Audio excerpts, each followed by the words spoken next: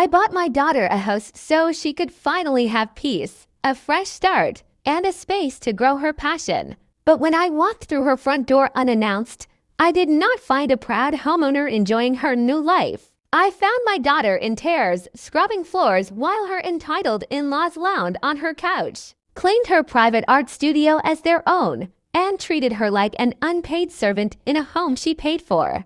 They thought they could manipulate her kindness and take over her property, but they completely forgot who paid the mortgage. What happened next left them speechless, homeless, and regretting the day they ever tried to walk over my family. My daughter Clara has always been the kind of soul who puts everyone else first. She works tirelessly as a graphic designer, saving every penny. But the skyrocketing housing market kept her dream of owning a home just out of reach. Seeing her struggle break my heart, I decided to step in.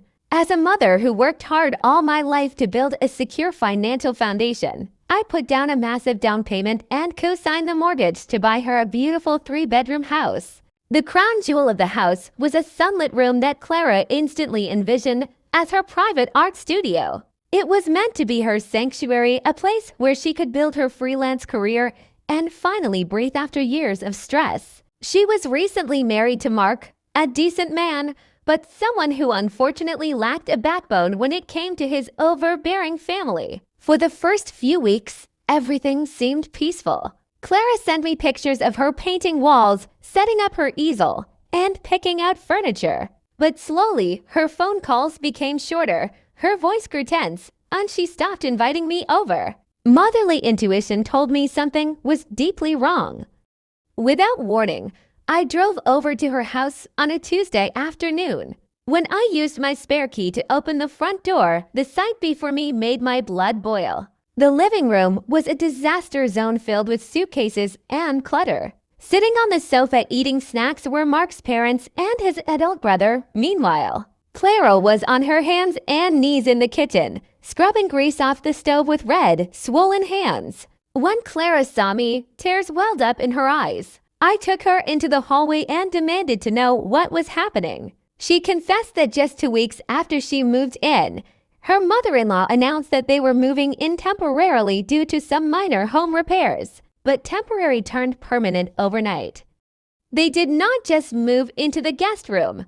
They completely dismantled Clara's art studio, threw her art supplies into garbage bags, and converted the studio into a luxury bedroom for Mark's brother. Even worse, Mark's mother had forced Clara to do all the cooking, laundry, and cleaning, claiming that since Clara worked from home, it was her duty to serve the family. Mark refused to intervene, telling Clara not to make a fuss and to keep the peace. My anger turned into cold, calculated determination.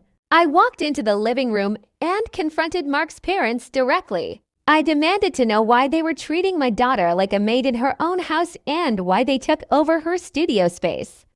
Instead of apologizing, her mother-in-law smirked and told me that once a woman gets married, her property belongs to her husband's family and that I had no right to tell them how to live in Mark's house. She boldly added that Clara needed to learn her place as a traditional wife and respect her elders. Mark stood in the corner, looking at the floor, completely silent and refusing to defend his wife. That smirk was the biggest mistake she ever made. I calmly pulled out my phone, called my real estate attorney, and put him on speakerphone right in front of them. I asked him to state clearly on speaker who held the title deed and legal ownership of the property. My attorney confirmed that the house was registered solely under my name and Clara's name, and Mark's name was nowhere on the document. I looked her mother-in-law dead in the eye and informed her that since they were unauthorized occupants who had destroyed personal property and committed harassment, they had exactly 20 minutes to pack their bags or I would have the police remove them for trespassing.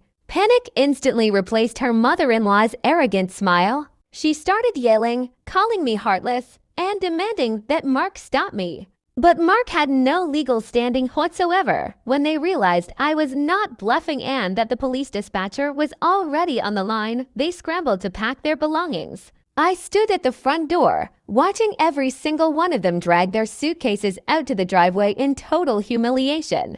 Mark tried to apologize to Clara, but the damage was already done.